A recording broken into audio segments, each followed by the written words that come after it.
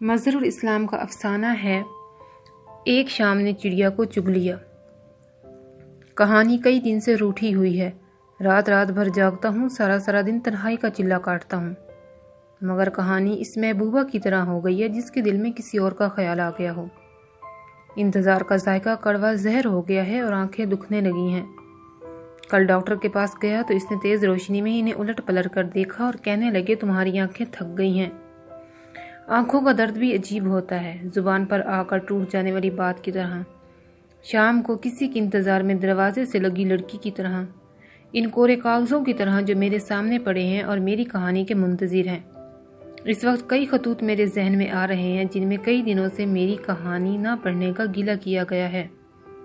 ان خطوط میں بھی وہی اداسی ہے جو کہانی کے روٹھ جانے سے میرے جسم پر اگ آئی ہے۔ اچانک ایک چڑیا روشن دان سے اندر آتی ہے اور لوٹ پوٹ کر میرے سامنے رکھے کاغذوں پر گرتی ہے، پھر اڑ کر روشن دان میں جا بیٹھتی ہے۔ میں گھبرا کر تھکی ہوئی آنکھوں کی پتلیاں تیزی سے گھما گھما کر اسے دیکھتا ہوں اور پوچھتا ہوں، چڑیا تمہیں چوٹ تو نہیں لگی؟ چڑیا اپنے پروں کو پھیلا کر چھانٹی کی طرح ان میں سے اپنے وجود کو چھانتی ہے اور کہتی ہے، تمہارے لیے کہانی لائی ہوں، ایک خوبصورت کہانی۔ میں روٹھی ہوئی کہانی کو منا کر لائی ہوں، مگر وعدہ کرو تم اس کہانی کو المناک انجام سے بچا لو گے۔ یہ کہانی انتہائی ٹریجک دور میں داخل ہونے والی ہے۔ میں یہ کہانی تمہارے حوالے کر سکتی ہوں، مگر شرط یہ ہے کہ تم اس کہانی کو ٹریجڈی سے بچا لو گے۔ چڑیا کی بات سن کر میرا ماتھا سلگنے لگا، جیسے کہانی نے میرے ماتھے پر بوسہ دیا ہو۔ پہلے تو وہ محبوبہ کے بوسے کی طرح تھا، مگر پھر اس میں سے ماں کے بوسے کی خوشبو آنے لگی۔ مجھے لگا جیسے وہ مجھ سے کہہ رہی ہو، کبھی میں بھی تم سے روٹھ سکتی ہوں، مجھے لکھو۔ یہ چڑیا میری دوست ہے، بہن ہے، یہ بھی ایک کہانی ہے۔ میں نے چونک کر روشن دان میں بیٹھی چڑیا کی طرف دیکھا اور کہا، پیاری چڑیا، اگر تمہیں چوٹ لگی ہے تو کیا میں تمہارے لیے ہلدی لاؤں؟ تمہیں پیاس بھی لگی ہوگی، کیا تم نے کچھ کھایا ہے؟ چڑیا بولی، یہ کہانی میری بھوک اور پیاس سے بھی زیادہ اہم ہے، میرے ساتھ چلو، میں تمہیں کہانی تک چھوڑاؤں، مگر اس سے پہلے مجھے کہانی کے بارے میں کچھ بتاؤ تو صحیح۔ میں نے سگریٹ سلگاتے ہوئے کہا۔ چڑیا بولی، میں باغ میں ایک درخت کی ٹہنی پر بیٹھی تھی۔ میں نے ایک لڑکی اور ایک لڑکے کو تنہا کونے میں بیٹھے دیکھا۔ چائے کی پیالی ان کے سامنے رکھی تھی، مگر ان میں پڑی چائے ٹھنڈی ہو رہی تھی۔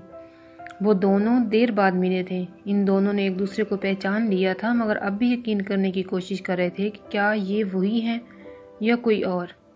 ان کے درمیان مدتوں کا فاصلہ سمٹ کر پھیل رہا۔ چڑیا بولی، ہاں مجھے معلوم ہے تمہارے نزدیک یہ کوئی کہانی نہیں ہے، کیونکہ تمہیں احساس نہیں کہ یہ کیا کہانی ہے۔ تم ہمیشہ المناک کہانیاں لکھتے ہو، اداس کہانیاں۔ تمہاری کہانیوں کی آنکھوں میں آنسو نہ ہو تو تمہیں مزہ ہی نہیں آتا۔ تم اذیت پسند ہو۔ تمہاری ہر کہانی میں موت خوبصورت محبوبہ کی طرح بال کھولے بیٹھی رہتی ہے۔ تمہیں موت سے پیار ہے۔ تم اپنی خودکشی کے لیے راہ ہموار کرتے رہتے ہو۔ خدا کے لیے کوئی تو ایسی کہانی لکھو جس کا کلائمیکس خوشگوار ہو، جس میں آنسو نہ ہو، اداسی نہ ہو۔ مگر میں یہ کہانی اس لیے تمہارے پاس لے کر آئی ہوں کہ یہ تمہارے لیے ہے۔ اس میں خودکشی ایک نہیں دو ہیں، مگر اس کہانی کو دوسری خودکشی سے بچانا ہے۔ یہ ایک اداس لڑکی کی کہانی ہے، ایک تنہا آدمی کی کہانی ہے۔ وہ کیسے؟ میں نے پوچھا۔ اس کہانی میں جو لڑکی ہے نا، ابھی وہ چھوٹی ہی تھی کہ اس کی گڑیا چوری ہو گئی۔ وہ بہت روئی، انہی دنوں وہ مانگ لی گئی۔ اس کے والدین نے اس کی منگنی کر دی، مگر ڈولی میں بیٹھنے سے پہلے ہی جب وہ جوانی کی دہلیز سے چند قدم دور تھی، اس کے منگیتر نے خودکشی کر لی۔ وہ بہت روئی۔ خودکشی کا منظر سفید چادر پر خون کے دھبوں کی طرح اس کے ذہن پر کندہ ہو گیا۔ یہاں تک آ کر چڑیا چپ ہو گئی۔ میں نے پہلو بدلا، سگریٹ کا لمبا کش لیا اور سوالیہ نظروں سے چڑیا کی طرف دیکھا۔ چڑیا بولی، مجھے معلوم ہے تمہارے ذہن میں بے شمار سوال ہیں، مگر اس سوالوں کا وقت نہیں۔ اٹھو، میرے ساتھ چلو۔ دیکھو، جس باغ میں وہ بیٹھے ہیں وہاں پھولوں کے رنگ پھیکے پڑ چکے ہیں اور سارے پھولوں سے تنہائی اور اداسی کی مہک آنے لگی ہے۔ درختوں کے پتے جھلس گئے ہیں۔ کیا وہ بچھڑنے والے ہیں؟ ہاں، یہی تو بات ہے، وہ ملنے سے پہلے ہی بچھڑنے والے ہیں۔ وہ ابھی ابھی ملے تھے اور شام سے پہلے پہلے بچھڑ جائیں گے۔ انہوں نے بڑی ریاضت کے بعد ایک دوسرے کو تلاش کیا ہے۔ اٹھو، میرے ساتھ چلو، مداخلت کرو۔ کیا لڑکی اس سے محبت نہیں کرتی؟ میں نے پوچھا۔ چڑیا سنبھل کر بیٹھ گئی اور بولی، کرتی ہے، وہ اس کے دل میں ہے، مگر اس کے اندر دور کہیں کسی اور مرد کا سایہ بھی منڈلا رہا ہے۔ وہ اپنی آنکھوں میں اپنے آپ سے چھپتی پھر رہی ہے، اور جب تھک جاتی ہے تو اپنی آواز سے ٹیک لگا کر بیٹھ جاتی ہے، دم لے کر اٹھتی ہے اور انجانے میں اسے دیکھنے اپنی آنکھوں تک آتی ہے، مگر پھر تیزی سے پلٹ جاتی ہے۔ کچھ دیر ہوئی جب وہ پہلی بار اس سے ملی تھی تو اس کی باتیں ایسی تھیں جیسے مدت بعد کسی خالی اور بد مکان میں کوئی رہنے آیا ہو۔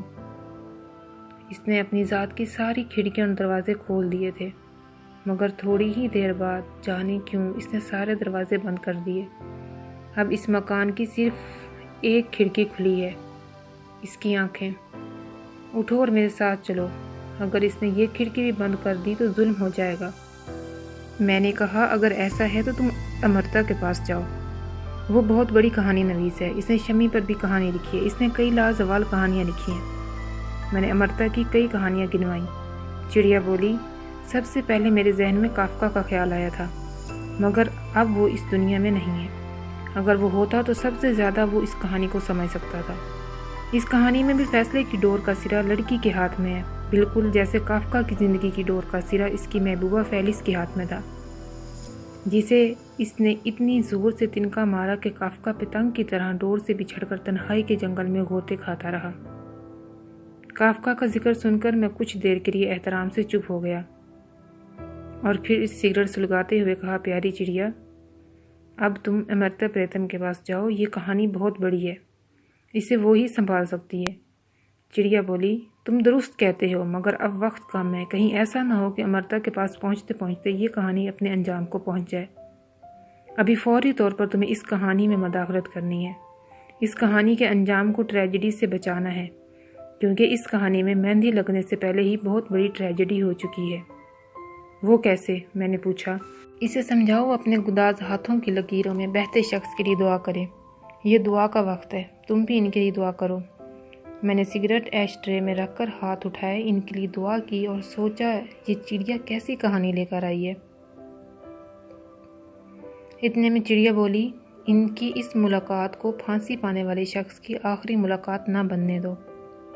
اس کی خوبصورت آنکھیں، اس کے خوبصورت پیروں کی جھانجریں ہیں، ان کی آواز رقم کرو، ان کے دل میں آئے ہوئے خیال کو ٹال دو۔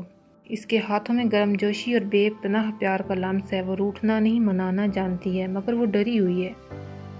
اس کی زندگی میں دور کہیں سفید چادر ہے جس پر خون کے دھبے ہیں، اس کے دل میں وسوسے ہیں، مگر اس کی آنکھوں میں وہ آنسو ہیں جس کے بارے میں تم نے ایک بار لکھا تھا کہ دنیا کے تمام آنسوؤں سے صاف شفاف آنسو۔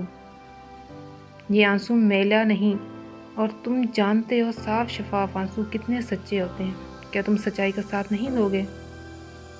میں گہری سوچ میں ڈوب گیا، میری آنکھوں میں آنسو ابلنے لگے۔ میں نے سگریٹ کے دھوئیں کا بہانہ بنایا، مگر چڑیا نے بے چینی سے روشن دان سے باہر دیکھا اور بولی، چلو اٹھو، جلدی کرو، میرے ساتھ چلو، ورنہ آج وہ بچھڑ جائیں گے۔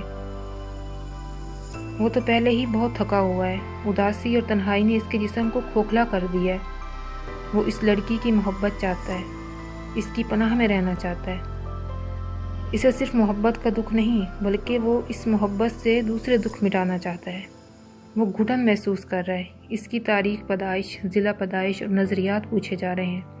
وہ بہت حساس ہے، معاشرے کے دکھوں کو اپنا دکھ سمجھتا ہے، مگر آج جیسے وہ لڑکی کہہ رہی ہے، اگر چھٹیاں گزارنے وہ پہاڑوں پر چلی گئی تو برف پگھلنے سے پہلے پہلے وہ خودکشی کر لے گا۔ میں اس کی آنکھوں میں خودکشی دیکھ کر آئی ہوں۔ اٹھو اور شہر کے سارے لوگوں کو بتا دو کہ وہ آج کی شام خودکشی کر لے گا۔ شام، بارش اور تیز ہوا اس کی کمزوریاں ہیں۔ ذرا باہر نکل کر دیکھو، آسمان بادلوں سے بھرتا جا رہا ہے۔ چڑیا کی آواز بھر آ گئی۔ وہ کچھ دیر کے لیے چپ ہو گئی اور پھر بولی، جاتی سردیوں کی یہ ہوا شام تک اس کی خودکشی کے موسم کو جوان کر دے گی۔ وہ آج اپنے آپ سے بھی بچھڑ جائے گا۔ وہ پیار کا سایہ مانگتا ہے، اس کی پوچھ گچھ ہو رہی ہے۔ پوچھ گچھ کی تفصیل تمہیں نہیں بتا سکتی، بس تم سمجھ جاؤ۔ اس کے قوائف بھی نہ معلوم کرنا، وہ قوائف معلوم کرنے والوں سے تنگ آ چکا ہے۔ پھر چڑیا نے اسے بتایا وہ اسے لمبی تاریخ دے رہی ہے، مگر نہیں جانتی کہ جب وہ چھٹیاں گزار کر آئے گی تو لوگ اس کی کتابیں بھی آپس میں بانٹ چکے ہوں گے۔ وہ سچ ہے، اسے جھوٹ سے بچا لو۔ اٹھو، شہر کے سب لوگوں کو بتا دو کہ وہ آج شام خودکشی کر لے گا۔ میں تیزی سے اٹھا، سگریٹ کا پیکٹ جیب میں رکھا اور بڑی تیزی سے باہر نکل گیا۔ آسمان پر گہرے بادل بڑی تیزی سے جمع ہو رہے تھے، ہوا تیز ہو گئی تھی اور شام سے پہلے ہی شام نے اپنی چادر پھیلا دی تھی جس پر خون کے دھبے تھے، اور پورے شہر میں اس کی خودکشی کی مہک پھیلی ہوئی تھی۔ چڑیا نے مجھے باغ کا پتہ سمجھایا اور پھر شہر کے میئر کو یہ بتانے کے لیے کہ آج شام وہ خودکشی کر لے گا۔ میئر کے گھر کی طرف اڑ گئی۔ ابھی میں راستے میں ہی تھا کہ وہ آئی اور کہنے لگی، تیز تیز قدم اٹھاؤ، شہر کے میئر کو بھی بتا آئی ہوں کہ وہ خودکشی کر لے گا، تم وہاں پہنچو، مداخلت کرو، لڑکی کو سمجھاؤ، جلدی کرو، بارش ہونے والی ہے، تیز ہوا چل رہی ہے۔ میں شہر کے خاک روبوں، بیروں، چٹھی رسانوں اور مالیوں کو اس کی خودکشی کے ارادے سے آگاہ کر کے آتی ہوں، کیونکہ وہ ان کے دل میں رہتا ہے۔ پھر مجھے اس کی لائبریری بھی جانا ہے جہاں آج شام وہ خودکشی کرے گا، اس کی کتابوں سے بھی کچھ کہنا ہے۔ چڑیا اڑتی ہوئی آگے نکل گئی۔ میں باغ کی طرف تیز تیز قدم اٹھانے لگا۔ شام سے کچھ دیر پہلے میں باغ پہنچا اور انہیں تلاش کیا، کونا کونا چھان مارا، بے چینی سے ادھر ادھر بھاگا اور آخر ایک کونے میں ایک سائے کو دیکھا جو آہستہ آہستہ شام رنگ میں ڈوبتا جا رہا تھا۔ میں تیزی سے آگے بڑھا مگر وہ سایہ دور نکل گیا۔ یکدم میرے قدم رک گئے، چیخ میرے حلق میں اٹک کر رہ گئی۔ میں نے دیکھا چڑیا پھڑک پھڑک کر مر رہی تھی اور دور تک سہمے ہوئے خشک پتے اس کے خون میں رنگے ہوئے تھے۔